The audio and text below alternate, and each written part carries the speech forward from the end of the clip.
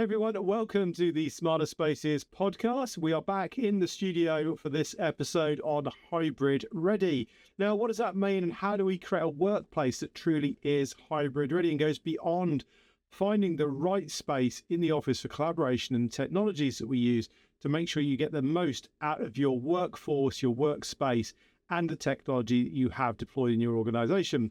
On today's episode, we've got three amazing guests that are going to help us on that journey. Two of those guests have written numerous books around this subject, and we've also got an executive vice president of marketing to share some of the secrets and tips and tricks that he uses with his global team. So with that, let's roll the credits and get into today's episode.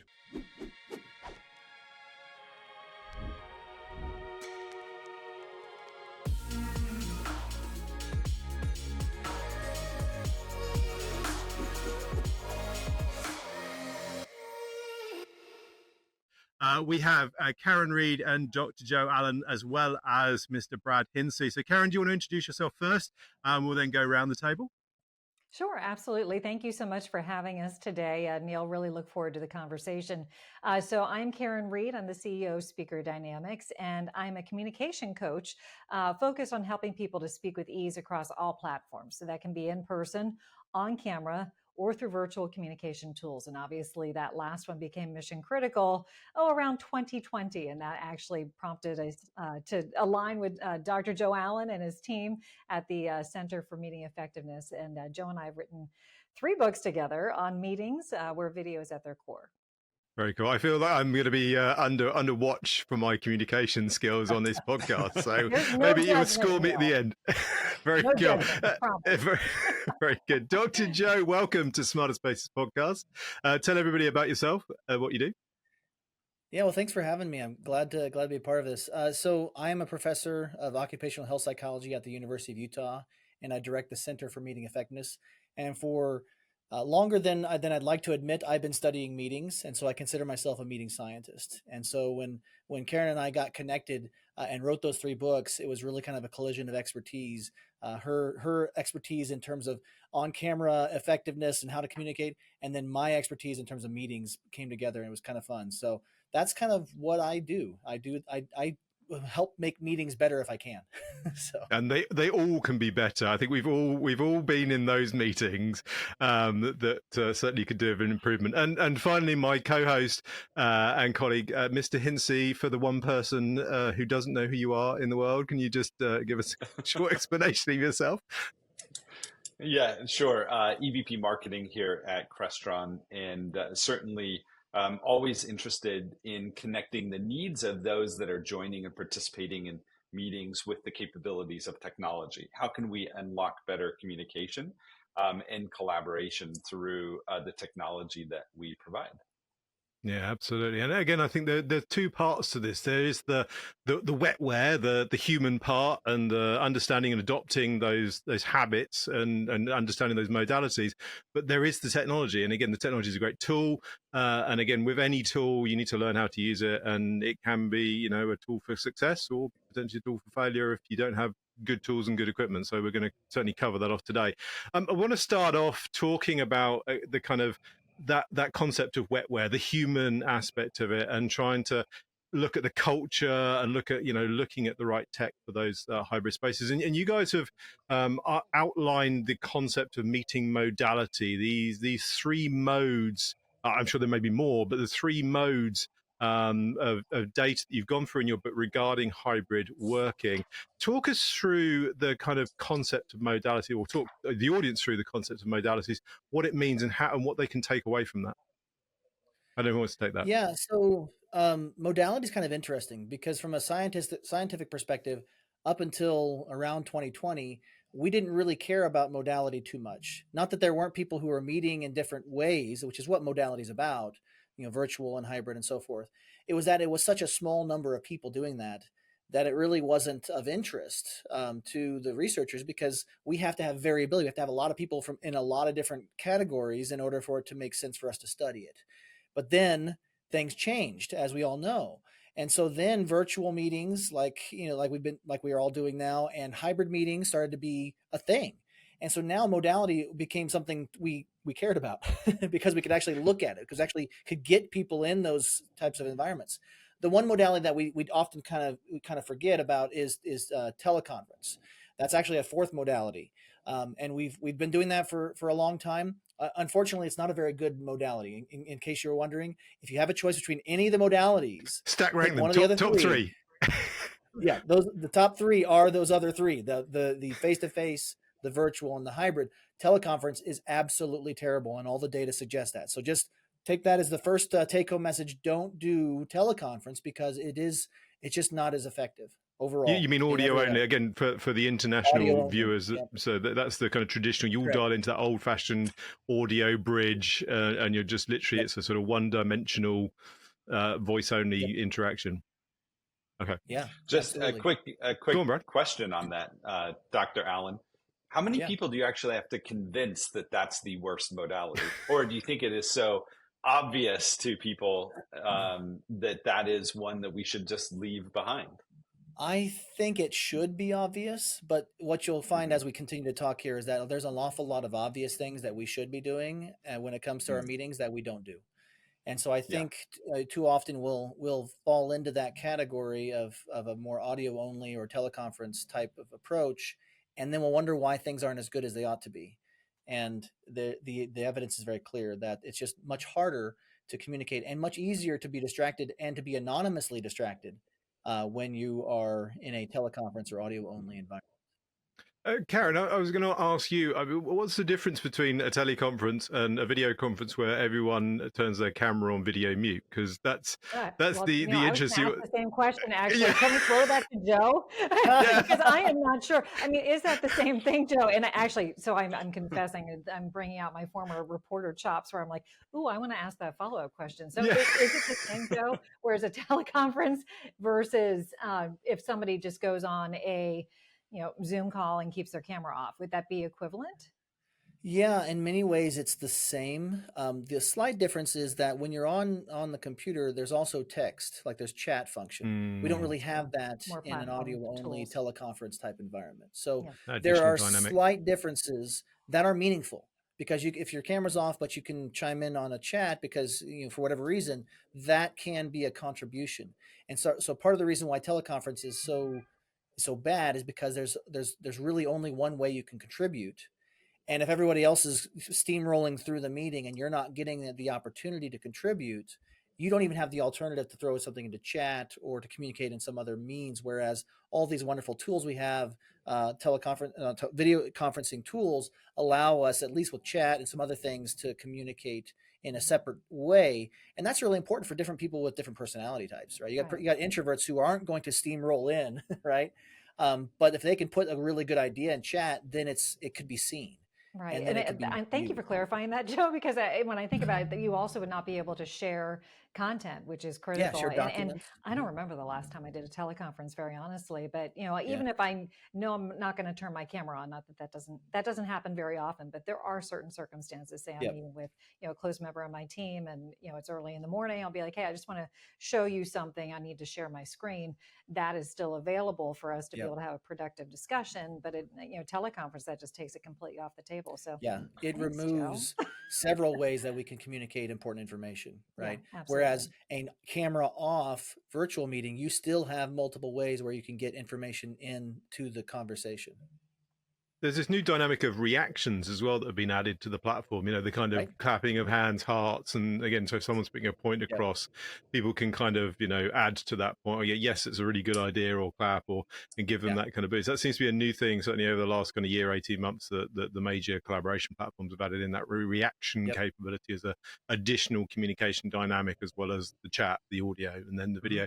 I think the interesting point, and again, maybe give some hints and tips for our audience. There are still people out there that potentially are shy and aren't happy to turn their camera on. What can you say to them? What advice would you give to them? If they're still, why should I turn my camera on? I don't want to turn my camera on. Is there, what's the value of that again, and how can it help with the meeting and help them to understand the benefits of doing that? I think I can feel this one, Go on. Joe. So there are a variety of reasons why it is really critical to turn your camera on if you are there to have impact and influence in the room. So people pay much better attention if video is on versus if it's audio alone. In fact, research indicates that people will pay attention for more than 30 minutes straight with the video on, for maybe like a little over 20 minutes if it's just audio alone. And what do you think people are doing during that 20 minutes where it's audio alone? They're multitasking. They're doing a whole lot more than just actually being active in the meeting. So therefore, the meeting itself becomes less effective because you have people sort of attending and you aren't getting the full benefit of all the input and the opinions from everybody in the room so that you can move the business forward. But also, it's really critical to think about how we communicate. We don't just communicate with our words, with our tone of voice, we communicate with our whole bodies. And if you have your camera off, you are muzzling a really important aspect of how we deliver a message. So it makes it very difficult for people to understand the intent of your message because they can't read your facial expressions. And you know how frustrating it is if nobody has their camera on and you can see the impact of your message on them. So having video on and enabled leads to a much more productive and satisfying meeting, especially if the topic is emotionally hefty or complex. You want to be able to communicate as richly as possible, and face-to-face, richest medium possible. But barring that, having video on in this setting is a close second. Absolutely. Brad, I was going to ask you, what are Crestron doing, or what are we doing with regards to that kind of hybrid? You've got obviously people in a meeting space and then people working hybrid. How can we, from a hardware point of view, make the remote participant feel more engaged and not a static image at the end of a table like the Mona Lisa on the wall? And how can we make them feel more part of that experience and want them to interject and to join in the conversation with technology? Yeah, I think actually there are two big things that we've been thinking about a lot lately. Is certainly how can you make it so that the remote attendees see what's happening in the room, right? And with intelligent video techniques like active speaker tracking, those kinds of techniques help make sure that whoever's on the far end can actually see all of those other signals that are happening, the nonverbal cues that are happening inside of the meeting. But there's another, I think, non-intuitive aspect as it relates to hybrid meetings that is important, and that is those that are in the meeting room, how do you make them feel comfortable that they are actually including the remote participants? And this is where things like, the Sightline experience that we developed, where you have the ability very naturally to see all of the speakers around the room.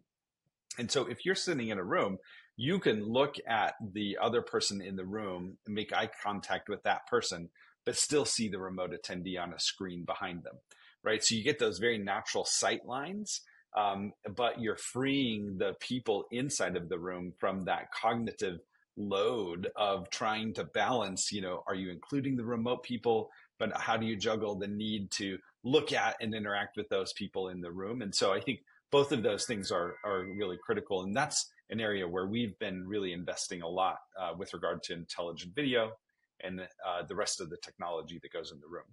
I think we've all seen that tennis match. Really is. You run the risk of having like the two-tiered system, right? Where those in the room can dominate the conversation more, or if they're not cognizant of the fact that there's a lot of people with important opinions who are tuning in remotely, and it saves them from having to have, as you said, that heavy cognitive load of, okay, I'm talking to people here, but okay, make sure I look over at the camera or over at the screen just so that people feel included, because there's some work that you can do around training people to become better in-room allies. But there's also a technology component, I think, that has been missing for a lot of the systems that I'm seeing, that what you're talking about would go a long way in helping to fill. Yeah, a lot of this fell out of as we were returning back to the office, and hybrid became a real thing. Virtual, everybody virtual, that's all one thing, right? We're all on a level playing field. Yep. But as soon as it became hybrid and we had multiple people in the room, And we were very thoughtful and trying to be inclusive very actively of the remote attendees. But it was still a lot of work to make sure you're looking down at the far end of the room, and so developing these different approaches. Now, we didn't develop specific technology just for that. We simply applied the technology in a different way to enable this kind of very inclusive and natural collaboration. Very cool. I think one of the interesting things as we move towards this idea of a hybrid, or trying to put some best practices or a straw man or an architecture or a blueprint that people can follow. Again, I think a lot of people panicked, or just did the best efforts, whatever they could do, whatever they could scrape together as people were coming back and staying at home and working remotely. Let's take a clean piece of paper. And again, the audience listening to the podcast, we've got three amazing experts here. What would be, good habits, best practices, concept and policies that an organization should adopt? What's the, again, top 3, top 5 things that we can lay out as a best practice for good hybrid habits for meetings? There's that classic, a meeting has to be an hour. Does it really have to be an hour? Should we make them 45 minutes? And as we move to this world of hybrid, there's that thing of back to back to back to back to back. My poor boss, I think it was on Thursday or Friday, said, I've literally was like 5 minutes late for ours, and then he overrun in ours, and then there's a knock-on effect because there's no buffer in between.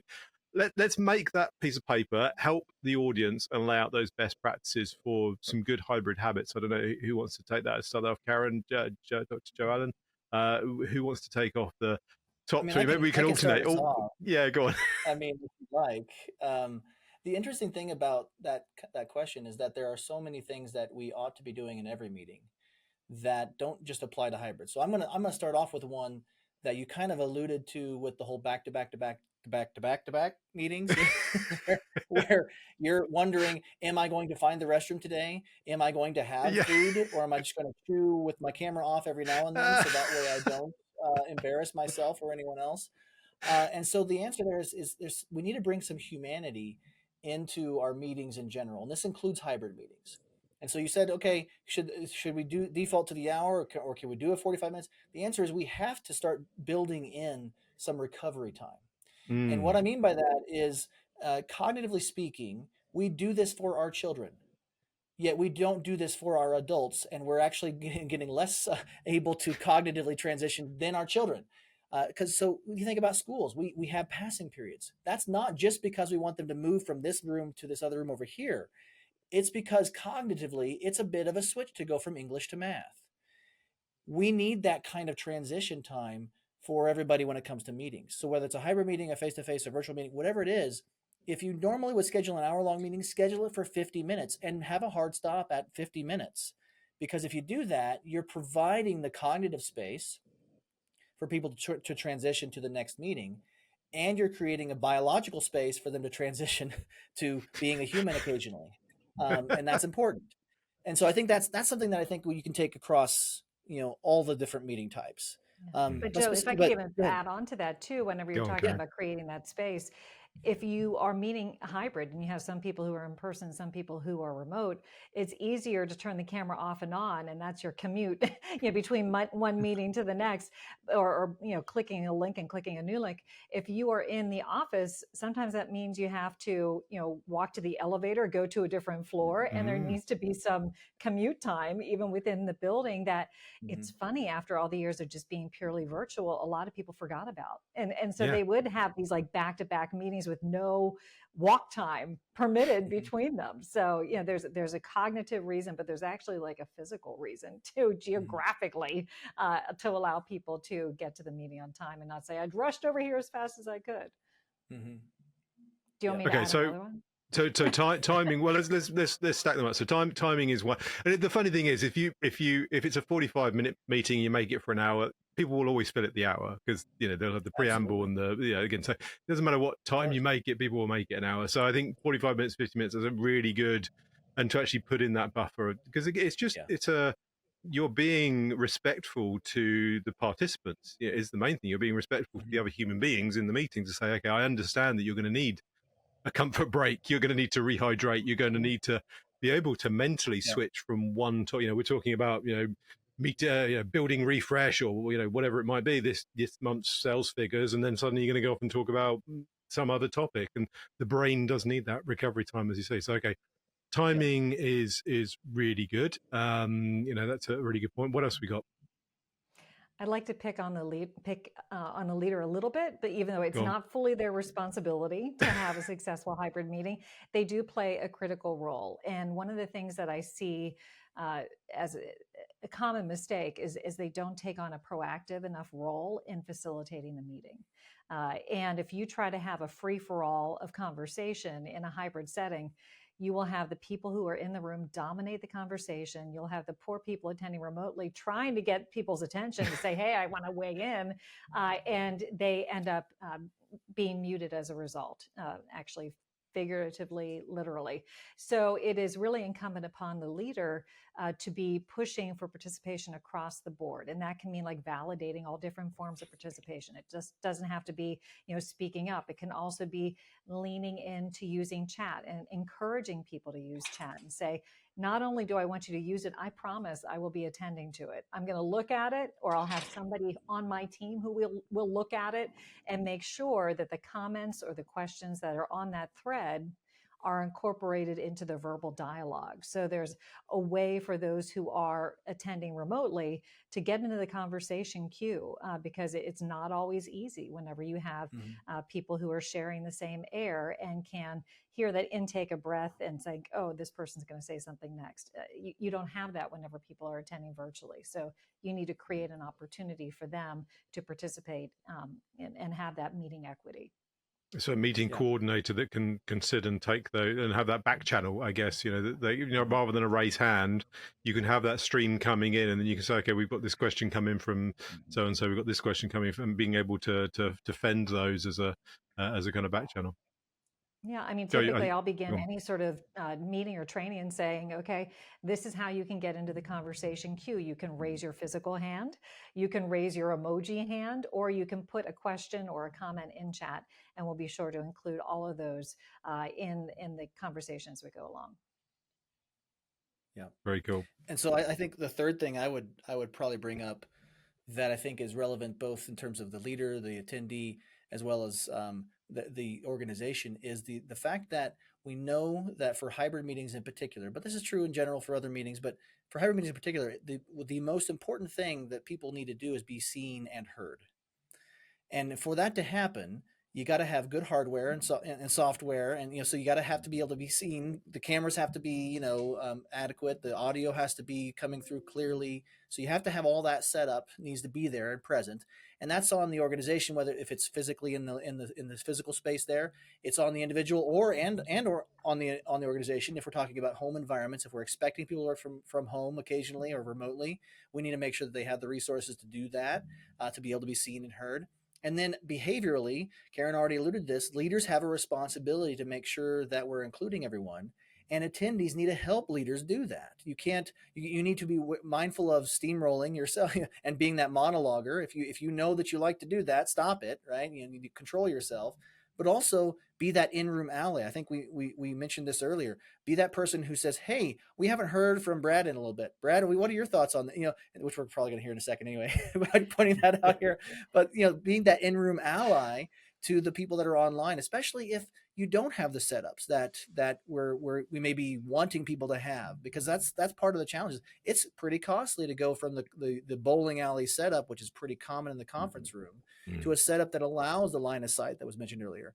That's important and it needs to happen, but it may take some time. And during that time, are you going to behaviorally in the meeting do the things necessary to make sure everyone is seen and heard?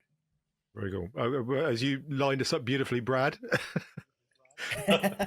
Well, I think yes, thank you. No, so some of the things that I've learned over the last several years is be intentional as a leader or the organizer of a meeting. Be intentional with how you want people to engage and the type of meeting. And we've adopted several things within our own organization. If it's a webinar or if it's primarily a meeting that has just a presenter speaking, then we actually tell the attendees, turn your cameras off. And that is because we've heard from some of the research that in meetings like that, that having your camera on creates cognitive load too. And so if you're not actually discussing and having this back and forth, turn it off, because then that takes that load off of you. That has worked out really quite well. Another one is actually mix up the modalities throughout the day. And this is one for me, just because I like to mix it up a bit. There are some meetings I'll certainly have virtual with camera on, but then there are some that I actually schedule deliberately on my mobile phone, audio only, just both of us. And those are only one-on-one. And when it's more of a catch up and a focus on a conversation, and you can take away some of those distractions. And so deliberately scheduling those different kinds of actions requires some forethought and planning, but it does serve, at least in what I've experienced, to help engage the attendees in a different way and to add a little bit of that variety in the way that we're collaborating.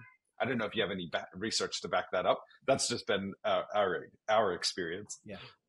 Yeah, and Brad, if I could add a little bit to that, I think earlier when I was talking about teleconferencing and audio only, I may have leaned too heavily in this "thou shalt have camera on all the time" period for all meetings whatsoever, and that's not what I want the message to be. And I think you actually highlighted a nice balance there, because, and Karen mentioned this as well. For emotional and complex and difficult meetings where you know there's going to be a lot of thinking going on, and a lot of decision making going on, and there's people that you don't necessarily know really well, you need cameras. You need the richest environment you can have for communication.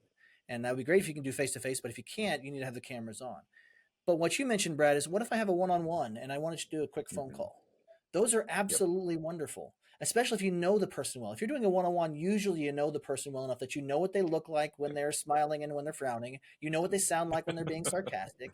It's like calling mom. You don't need to see mom to know what mom is thinking when you tell her you're doing something that's when you're in crazy, trouble, right? Right. Exactly. And so I think the key here is to remember, who are you trying to talk to, and what are you trying to accomplish, and what are you collaboratively trying to accomplish, and making sure that you select the modality and the process that's going to be most effective at doing that, and varying it up. There is evidence to suggest that varying up the modality is actually a way to encourage novelty and different thinking processes. That is important. So that's a good and science-backed way to approach your scheduling of your meetings. Yeah, I always think about, what's the relationship of the people in the meeting? If everybody knows each other, it's not as important to have your camera on. In fact, it can be kind of like a cognitive break. If you are having a meeting that's, just kind of like a status update, you probably don't have to have the camera on. But if it's something that is challenging that needs to be discussed, put the camera on. And also, if it's a huge meeting, you don't need to have the entire screen taken up by people who are all using the same virtual background, and it looks odd. I had one client that had a virtual background that was like in a big warehouse, and there were people all sitting in the same spot in that virtual warehouse on the screen, and they're all moving around at different times. Like, that's really distracting. So it makes sense that is a higher cognitive load for the people who are on camera, but also more of a cognitive load for the person who's speaking, who's distracted by all the people on the screen moving at different times. As long as there's no interaction expected, no collaboration expected, it's fine. But I would actually, even suggest that perhaps that is something that can be done asynchronously.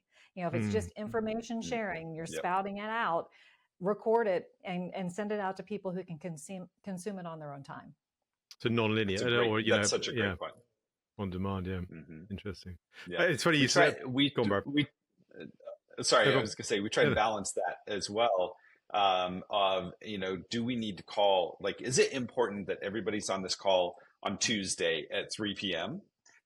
Or can they catch up on their own time? But I think that while there are so many benefits of the asynchronous approach, I worry as a leader, how do I ensure that people are actually engaging and consuming that content? Because when you say everybody has to be here Tuesday at 3 p.m., there's a higher likelihood that they'll join, right? But I think shifting the culture to embrace an async kind of an approach is super valuable. But how do we manage that transition? I think and there are metrics that you can use. There are ways that you can see how much they've watched of a video. So if you really wanted to go, all Big Brother on it, you could check and see, okay, Yeah. did they watch like 2 minutes of it, or did they watch the 45 minutes? But yeah, you bring up a good point. You do control the fact that they are going to be receiving it one way or another if they're sitting there.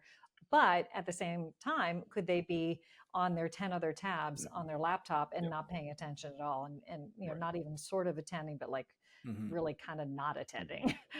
Yeah. Well, I think the other interesting thing, I mean, again, Brad makes a really good point. I mean, he's a global leader and has got teams in APAC, EMEA, and North America, and it's really hard to find a time and to give that inclusion to everybody. So, sometimes it's just, again, more respectful to do it asynchronous and allow people to consume it in their own time, if they're not on the specific time zone. So, I think, again, if you're a global organization or a global leader, then you need to be mindful of that Mhm. and your employees' personal time, work time, and all that. Not expect them to necessarily join calls if they have. If it's something time sensitive and important, then obviously they may need to. But in most cases, if it's a general update, then being able to do And that there are is some important. really good tools coming out now, using AI that allow for meeting summaries. And We're there's like actually been 30 minutes in and we've mentioned AI. I wondered when it was going to come. well, it had to There come we at some go. point. Timestamp. Um, so yeah, I mean, AI is so there are tools available right now. In fact, they've been available long enough that there's a peer-reviewed publication that is in a pile over here that you can't see. Thank goodness. That I need to get to. But what their basic findings were that AI summaries are as good, if not better, than you struggling to keep minutes for an important meeting. And if Mhm. you're thinking about inclusion, using those summaries is a really good way to say, okay, I need these 4 people in this room to make this decision. There's about 30 other people who need to know the results of the decision, but they don't have to communicate. They don't have to be part of the conversation. Normally, we might be tempted to include some or all of them in the meeting. But if we have these good tools to help us summarize and summarize in a way that's not requiring the cognitive burden upon someone, whether that be, yourself, someone else in the room, or a staff member you've invited to the room to take notes, you now free them up. The computer does it for you. Then you share that out, right? And what they found is that it works, that it's a way to do that. Now, there's lots of other things we can talk about with related to AI, but that's one that we already know from the science is an effective way to get a summary, to share it out, and to maintain that inclusion feeling. We're saying, I knew you weren't able to make this meeting. You were out of town, you were this, you were whatever, but I wanted you to know about it. Here's the summary, right? Yeah. And then they feel included. And if they have a thought, they'll be more likely to share that with you, to be able to make sure that the decision is functional for everyone. Right. And meeting bloat is a real thing. I mean, the more people Oh you yeah. have in the room, the more unwieldy it Mm. becomes. So if you can eliminate just the spectators and only have the people in the room who are either the decision makers or those who have information that's germane to that decision, it's going to be a lot easier to manage that meeting overall. I was going to ask, the difference between the productiveness of a small meeting versus a large all hands meetings. Have you done any metrics around that? Is that have you documented that in any of the books? The validity and productivity of different sizes and styles of meeting. Yeah, meeting size matters. I have a paper that's literally called that. Excellent. Size matters, and then meetings, making sure that they're the right size for what you need to accomplish. So before we move on to the next topic, I mean, obviously there is that whole concept of pre-meeting, post-meeting, the kind of virtual water cooler kind of area. Uh, have you documented any of that through in the books? Is there a chapter that goes through that in any of the books that people can kind of dive into and point into? Joe, I believe there is. I don't know exactly which book it is in of our three that we've written, but one of the things that I always suggest whenever you are doing any of these meetings where it's either all remote or it's hybrid, is that you take the time to have some non-business small talk at the beginning. So, my Mm. typical thing that I do is I'll open up a call 10 minutes early And what that does is it allows people to come in on their own time, which would mimic what would happen if you were in person, because it's not like everybody barges through the door at the top of the hour. People kind of come in, as they're ready and make their way in. And what happens when they come into the conference room? You chit chat, you have conversation about things that are probably not related to the business that you're going to be discussing shortly, but it starts to create those social ties and helps with team cohesion. But it also serves a really important purpose in that it gets people talking. And what Joe's research, if I could take this out of your mouth, Joe, has found is that if you have people talking early, that actually leads to better participation throughout. It kind of primes the pump for participation. And that is one of the most important characteristics of a successful meeting, is having participation evenly across the board. Mm-hmm. That's absolutely correct. And the only thing I would add is that actually talking about things that are not work related is better than talking about things that are work related. The evidence is that it's the small talk that primes the pump the best in terms of making the rest of the meeting more effective and more people relaxed. And yeah, people calm down, relax, especially introverted people who are maybe a little uncomfortable, a little intimidated by the meeting environment, whatever it is. It's a way to kind of say, we care about each other in both inside and outside the work environment, and therefore your opinions and thoughts later on matter too. Yeah, and it shouldn't be one of the hokey icebreakers. No, everybody go around and say what you had for dinner last night. Like that. That's not necessary. Like actually, just have normal conversation, like real people, because that's what we do when we're in person. So one of my pet peeves is when everybody comes in and immediately, they're on mute. And they never come off mute until the meeting starts. And it feels very sterile. And it's difficult to kind of, get out of the gate on that, because there's been no warm-up period. So as a meeting leader, I always try to push for that conversation so that we can ease into the topic at hand in a more authentic, organic way. Very good. I guess that also leads into the whole kind of idea around inclusion and diversity. Because again, as you mentioned, some people are introverts, some people are extrovert. How do you get them out of the shell? How do you get them more engaged? How do you get them to contribute towards the meeting and feel more comfortable engaging in the meeting? And again, just the icebreaker, I guess, as you want to kind of call it. There's a good way of, say, getting people. It's like a muscle. You've got to exercise it, and get people going with a brief warm-up almost, without going, okay, right, everyone, we're going to do 5-star jumps and go around and ask you what you have for breakfast. Right, now we're going to get into the meeting. But that kind of more natural, humanized way of doing it. Now, in the book, you talk about the 5 W's of a meeting. Talk us through the 5 W's for anyone who doesn't know what the 5 W's are. We'll get them listed out, because I'm really keen to cover those. We're not talking about World Wide Webs here. What are the 5 W's?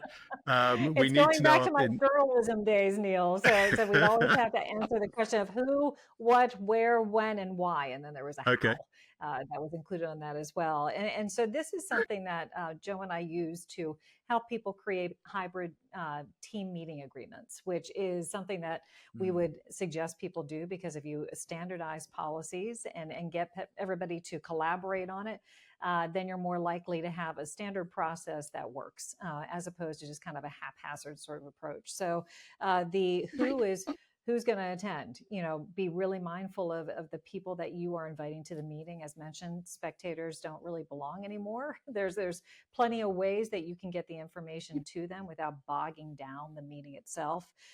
The what is, what's the meeting about? And that's all about having an agenda. And Joe will tell you that if you don't have an agenda, if you don't have a purpose for the meeting, that should not be a meeting. But so often that is something that... Right. It's like, oh, we always meet on Fridays, so let's meet on Friday, but we don't know what we're going to talk about. And Joe talks about how he'll walk into a room and people will say, so what are we meeting about? And then you spend like the first 5 minutes talking about what you met about last time, which is a terrible waste of time. And then also, where will the meeting take place? Let people know if it's going to be fully in person, if it's going to be fully virtual, if it's going to be hybrid, and also find out what people plan to do, how they plan to attend, so that you can, create the proper meeting space for it. How big of a conference room do you need? Do you just need a huddle room? Is everybody going to be, remote? Then you don't have to worry about a conference room at all. The when is the meeting going to take place, and, making sure that you are accountable to the start and end time. People get really upset if you go long. No one's going to be upset if you go short. And then the why is this meeting taking place, and that's making sure that you have a goal for the meeting so that people know what you're trying to accomplish in that set time. Did I cover that, Joe? Yeah, really good I points. think you got it. I think if you outline that on a piece of paper before you actually walk through the door or press the join button on the meeting, whoever's hosting it, it would be a lot more productive and a lot more structured and have more meaning to it. Let's lean into the tech a little bit. We've talked about, again, some of the best practices with regards to hosting and what should leaders do. And again, the 5Ws are a great structure for that. I'm going to lean towards Brad with this. There's obviously, most companies will have a platform that they use, be it Teams or Zoom or WebEx, whatever platform they use. But there's always that idea of having a dedicated system in the room versus running it off the laptop. How can we make it? There's the friction of tech. You walk in and there's that panic. You've got 2 minutes to set up the meeting. How can we help with regards to sort of friction-free? If it's a platform that we're not necessarily used to and we're having to run it off of our own laptop and bring the meeting, BYOM, BYOD, how can we simplify and, again, make it a little bit more comfortable for the user to have a simplistic experience to join a company-wide platform with regards to bring your own device? Yeah, I think there's a couple things to consider. Certainly, as if you're an organization that's trying to enable better hybrid collaboration, the first rule is make sure you can meet in a hybrid way anywhere. Anywhere you have meeting space, make sure you have a camera, make sure you have great audio. And then the next level is make sure that there's some level of consistency for how you might interact with that technology. Whether you're in a huddle space or you're in a very large space, that consistency becomes really important. So having a touch screen in there, a USB-C adapter to plug in and start a meeting, or if you've got a dedicated room, just one touch to join, that consistency helps provide people that comfort level. But it doesn't have to be one size fits all because so many spaces are very different. You have these very high impact, very important kinds of spaces, whether it's a multi-purpose space, your town hall space, a very high-end boardroom, all the way down to your huddle room. Each of those have different kinds of technology requirements, right? Some of them might be a multi-camera system, right? Like the Sightline room that we were talking about, or it might be just a simple 2 or 3 person huddle room. And so make sure you have the right kinds of technology for that space, but then simplify it and have consistency in the user experience, in the mode of what do you plug in, a USB-C cable or a USB-C adapter. That can really help ease a lot of the complexity for end users. And then they feel more comfortable and more confident walking in and having a meeting. And it is important to be able to adjust to both of those modalities of a dedicated hybrid meeting technology, room technology, versus the ability for somebody to just bring in their laptop and plug it in too, right? So being able to accommodate both is also very important for organizations to consider. Yeah, I think there's that one thing of like, oh, well, yeah, I went in that meeting on Tuesday and I did it this way. And then I'm in this room on Thursday and it's completely different. It's different cables, different connectors, different buttons, different interfaces. As you said, that blueprint, that architecture, that kind of one size cookie cutter approach, certainly from a user interaction point of view, the room can be different shades, colors, whatever, but the interface of the room should be that the user interacts with should be the same. Karin, now, go on. No. Neil, actually, one of the benefits of AI could be that maybe an organization enforces you must answer the 5 W's before you can even schedule a meeting. Ooh, I like that. There you go. I like that. What do you think of that? What do you think that would do to productivity if you can't schedule a meeting until you answer these 5 W's? I love There's that. at least 2 questions that we often talk about, and Karin likes it. Karin and I have done a few different things like this, and I often bring these 2 questions up because it's kind of what you're talking about, Brad. If you answer no to either of these 2 questions, you should not be scheduling a meeting. It's an email. Question number 1 is, does the meeting have a purpose? If you say yes, okay, great. Second, does that purpose require collaboration? Okay. And if you say yes to both of those, you can probably proceed to then answer the 5 W's, right? Before you even get to the 5 W's, you need to answer those 2 questions. Yeah. And then, and what I found is that, the groups that we've talked to, that we've worked with pretty closely on this, they'll see a 10% reduction in number of meetings on their calendar over the course of the next month if they ask themselves those 2 questions. So, I mean, if anyone's looking for their calendar to be a little relief there, think about how you might approach, answering those 2 questions for each of the meetings that you are responsible for. Now, you can't do it for the ones that your boss is making you go to, but you can, the ones you're scheduling, at least you can ask those 2 questions and then get into the W's to make sure that what you're doing altogether is well, and more, and importantly, that the environment you're going into, that you're ready to plug in and proceed with the type of meeting you're hoping to have. So I think we should take our scheduling partners in this and maybe get them to add that into their scheduling workflow for meeting bookings. They should have a New Wave, Robin, AppSpace, all those 22 miles, all those other great partners that we have. You need to add those 5 W's and those 2 questions in before you're allowed to book the meeting. I think that would be and the other thing I would also add too, and this is not trying to promote the services that we offer, but the training component, helping people to know how to use the tech, how to follow the 5 W's, like that's really critical. And I saw this even early on in the pandemic, where I would be doing all these one-on-ones with people across the enterprise, and I'd be like, your camera shot is terrible. Like it's all grainy. I can't even see you. They're like, oh yeah, they sent me this webcam. I just haven't plugged it in. I'm like, what are you talking? Like, why? and so I spend the time unboxing it with them. That was like our one-on-one session, because just giving people tools doesn't mean that they'll know how to use them well. So that teaching people how to use the great technology that you're talking about is really, really critical. Absolutely. Let's talk about spaces, because there was a whole pre-pandemic. Everyone was talking about huddle rooms. Huddle rooms were the thing, but what we're hearing more of recently is the concept of a high impact space. These more valuable spaces, maybe multi-modality, maybe divisible walls. People trying to get more use out of some of those spaces.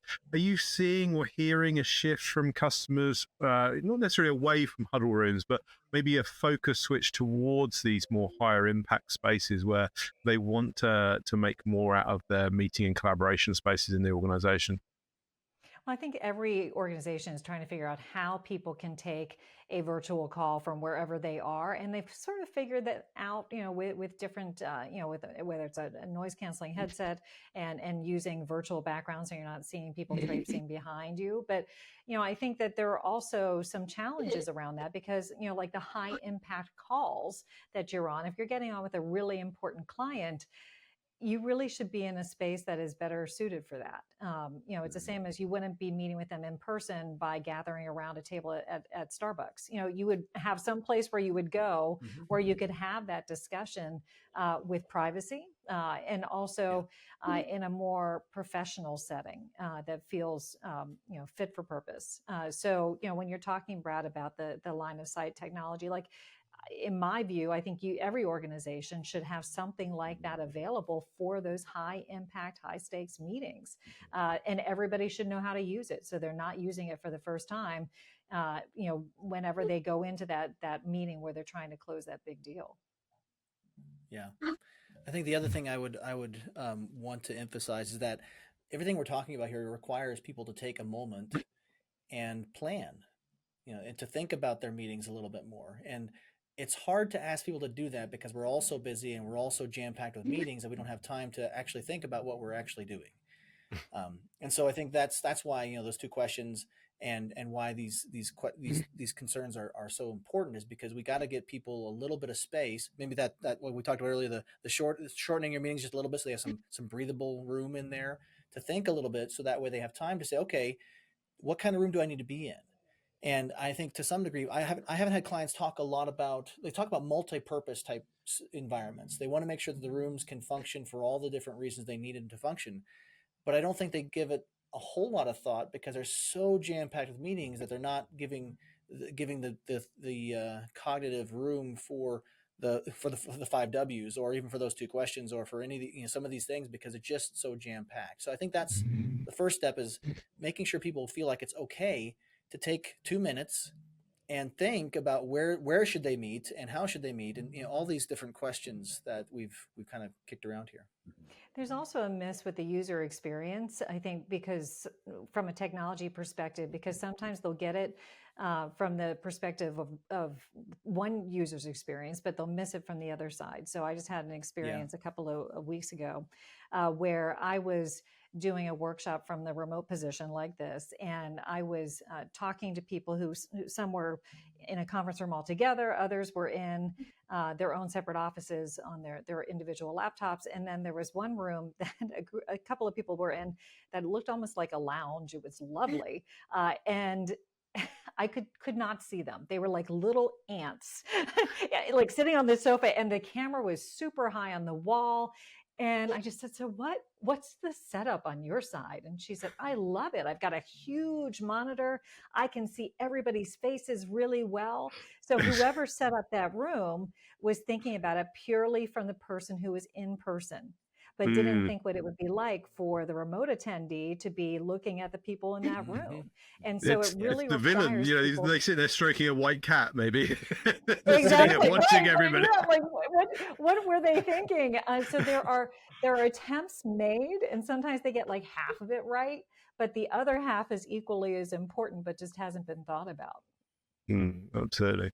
So lastly on the tech, we've mentioned it, the 2 letters twice now, AI.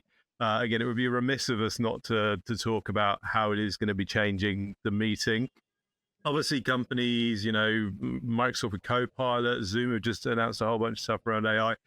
Clearly, from a meeting point of view, there's definite value in things like transcription and transcribing and meeting notes, and being able to make the meeting more non-linear. If I just want to hear those 2 topic points, I can, double click on that one part of the meeting where that one part was talked about, rather than listening to it from start to finish. What else can AI do? And, is it really going to revolutionize and make us more efficient? Is it going to be more of a distraction? And again, what can people take away, and what should, again, they start to look at and embrace and start to learn about when it comes to AI in hybrid meetings? Who wants to take that one? I'm kind of I am pushing back against this to some degree, because I feel like there is a threat that AI will give people permission to check out. Right. I've had this happen where I'm conducting a training, and I've had people ask me permission, can I just do a transcription of this? And I'm like, no, because you're here to be trained. That transcription is not going to train you. You need to actually apply the techniques in the moment. And so I think it depends upon what the goal is of that AI. I love the idea of summaries. I love the idea of being able to, make it more useful for the end user after the fact. But in the moment, if I have you in the room, I have you there because I want you to be fully engaged. And I don't want you seeding any part of your brain to something else because you feel like, well, I'll be covered by the AI. That's my opinion. But what do you think, Joe? I think with any tool, Joe's not here. He's just an AI avatar. This is not really Joe. Exactly. Not really me. Sorry, Joe. I'm getting a summary later. So my feeling is that with any tool, it can be used for good things, and it can be used for not so good things, right? Good things would be, meeting summary. Yeah, I think that's great, because now you can include people that didn't have the time or weren't able to be at the meeting. You can include them, and they can be given a heads up. I think getting a transcript because you don't want to go to the training, that's a problem, right? And so I think you got to think in terms of how can this tool be useful, and to use it strategically and intentionally, as opposed to just kind of plugging it in everywhere, which is, I think, what's happening a little bit. It's like, oh, AI this and AI that and AI this and AI that. And it's like, okay, calm down, everybody. we have some unintended consequences that are going to happen here if you start incorporating this without thinking about what will happen if I do this, right? And so there's a few different things that I've started to see popping up. A lot of startup companies, in terms of meetings and so forth, have been kind of trying to incorporate AI in a few different ways. One would be, having it listen in and let the leader know when someone's talked for more than a minute or 2 minutes or 3 minutes, whatever that cutoff is. Like, you know what, this person's gone a little long, and they can override that, but it's giving them a heads up on things. So I think there Right. are things that AI could do, and there are tools out there that are starting to do that can be very useful. But you have to think through it, and you have to say, okay, if I do this, what is the consequence, right? What happens to the meeting environment? And we don't know from a research perspective. We're just getting started, right? And the problem with research, as I as many of you know, is that we collect data now. It'll be in a published peer-reviewed journal in 3 years, right? Well, 3 years from now, AI could be taking over the world. I mean, who knows what we'll be talking about, right? And so that's part of the challenge here is we may not necessarily be able to wait for the researchers to confirm that using this or using that or doing this or doing that is better or worse for the meeting itself. And so you as a user of these tools have to be the smart consumer and recognize, okay, if I do this, what does it do to my team?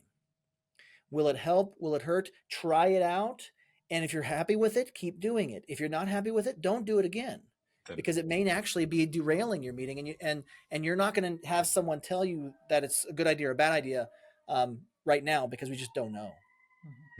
Can it help us, Brad, with things like metrics? I mean, not necessarily the in-room, but maybe the post-meeting, or being able to look at some of the usefulness of the meeting, or getting stats or data out of the spaces, maybe. Is there something that we as a manufacturer can do to use AI to give better feedback and data out of the spaces? Yeah, I think right now everyone is so obsessed with this generative aspect of AI, and that's mostly because it was not that long ago that we really were introduced to the effectiveness of those tools, and so that's very exciting to see. But in reality, what AI is really great at is it's a computational process on top of complex data and complex systems. And it has the ability to simplify all of that for us to gather those new kinds of insights. And so whether that is to better understand and conversationally understand what does the utilization of this space look like? How often did the meeting start on time versus start 3 minutes late, 5 minutes late, 10 minutes late, because they couldn't get the technology to get started, right? All of those things. And I think that another element that is super exciting is that imagine that you can take the data and the metrics around technology, and you can obfuscate the complexity and put that data in the hands of other people within the organization.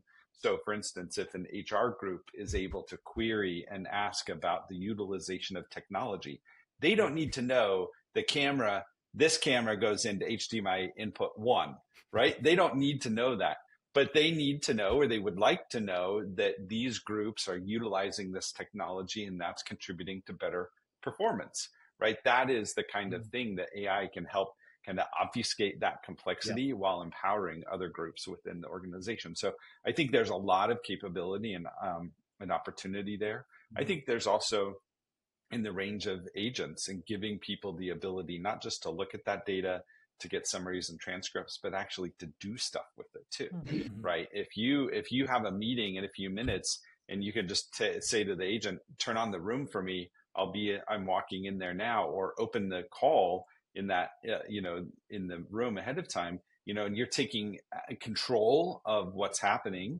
just in a very conversational way through an agent, I think is a really exciting opportunity, or something for people to watch for. And it's becoming real, right? These kinds of AI capabilities.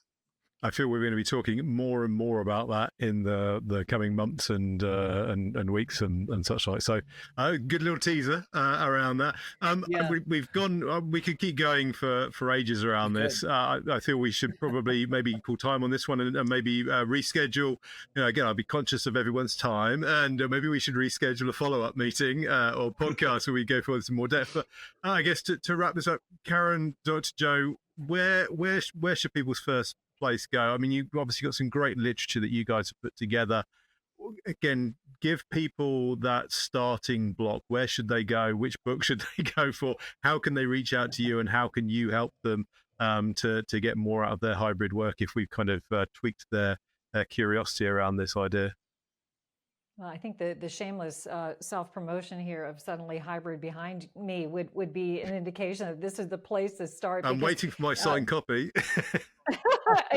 happy to send one your way, Neil. You have to send me your Very good. address. But it's really full of very strategic tactics that you can employ. And that team meeting agreement is really critical, because if you take the time to create one, that means you're thinking through what's going to work best for your team. And once you establish that baseline, then you're going to have much better success, day in, day out, than if you didn't do it. So that I would start there and create that team meeting agreement. What do you think, Joe? Yeah, I mean that's where, if you're talking hybrid meetings, that is the resource that is at the moment based in science, what we know at this point, right? In the future, there'll be other resources, but that's where I would say to start. You're always welcome to reach out to us. I think our information will be attached to this recording and things. So if you have other questions or specific interests and that sort of thing, because there are things that we can do, that we can help with if you're interested. So yeah, Joe and I do a lot of training together. My business is called Speaker Dynamics, and Joe and I work together on things like meeting audits and helping people to tackle their own particular challenges and come up with a blueprint for how to solve them. And that's really had a lot of traction for both of us. Very cool. And Brad, we've got a great new space. Where can people come and experience some of this stuff firsthand? I mean, where should we go, and what have we got? Obviously, Crestron.com. You can see everything that we have to offer online. But then we just opened a brand new experience center right in the heart of Manhattan, where you can see, both from a commercial perspective as well as a smart home perspective, how can technology assist you in collaboration and in better living as well. Fantastic. A very enlightening conversation today. And again, hopefully if people can take some of these points and take them on their journey to improving and making their meetings more efficient. We're definitely going to get you back. This is your second appearance on a Crestron podcast. And Dr. Joe and Karin, Brad, thank you ever so much for joining us on this episode of the Smart Spaces podcast. Thank you, Neil. Thanks for having us. Very cool. Remember, hybrid meetings are, there's huge potentials. And again, you may have just been sort of like thrust into this for people coming back to the office or choosing to stay from home. But getting the right meeting habits, as we've discussed in today's episode, and getting the right technology adopted is really key. The organization of any size can implement these technologies and these concepts and these habits and these modalities. And again, the right technology is a tool. You need to learn how to use that tool, right? I can use a saw and a hammer, but I make a right hash of building something, whereas a carpenter or plumber can do a far better job than I can. It's absolutely the same with the technology and tools. Thank you for joining us, whether you're watching or listening to the Smarter Spaces podcast. We do this regularly, twice a month, wherever you get your podcasts from, and we're on YouTube as well. So subscribe, tell your friends, and we'll see you on and hear you on the next episode of the Smarter Spaces podcast.